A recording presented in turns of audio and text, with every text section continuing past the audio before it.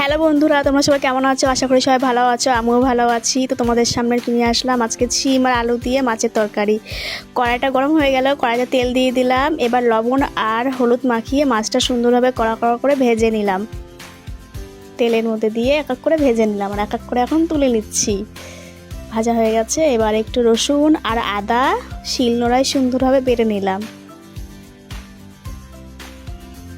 তো আদা রসুনটা বাটা হয়ে গেল, আমি তুলে নিলাম। এবার জিরে আর বাটবো, জিরে আর একটু জল দিয়ে বাটলাম। জিরেটা একটু ভেজে নিয়েছি সামান্য, যাতে ভালো হয়। জিরেটা বেটে নিলাম, তুলে নিলাম। তো এরপর মাছের মাথা দুটো ভাজা হয়ে গেছে, তো আমি মাছের মাথাগুলো এখন তুলে নেব। নেওয়ার পর কড়াইতে একটু তেল দিয়ে শিম আর আলুটা একটু হালকা সামান্য ভেজে নেব। একটু হলুদ দিয়ে হালকা করে একটু ভেজে নিলাম। তুলে নিলাম। তুলে এবার একটু কড়াইতে তেল দিয়ে একটু জিরে দিলাম।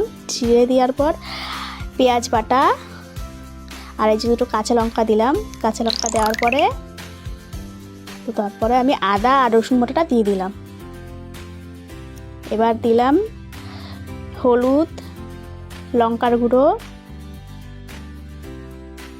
জিরের গুঁড়ো দিয়ে জলটা দিয়ে ঝোলটা খুব সুন্দরভাবে টকবক করে ফুটিয়ে নিলাম। ফোটানোর পরে আলুটা গলে গেছে, তো আমি মাছটা দিয়ে এক এক করে ঝোলটা এখন নামিয়ে নেব। তো এই যে আমার মাছের তরকারি রেডি। যারা যারা খাবে চলে এসো। আর কেমন লাগলো